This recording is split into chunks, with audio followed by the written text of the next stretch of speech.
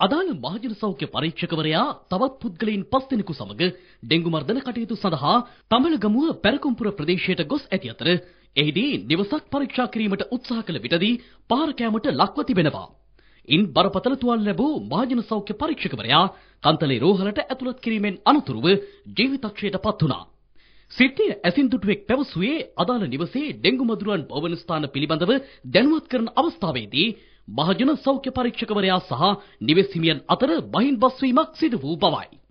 සිද්ධියට සම්බන්ධ සැකකරු මේ වන විට පොලිස් අත්අඩංගුවට ගෙන අධිකරණයට ඉදිරිපත් කිරීමට කටයුතු කර ඇති අතර සිද්ධිය පිළිබඳව වැඩිදුර පරීක්ෂණ ක්‍රියාත්මකයි.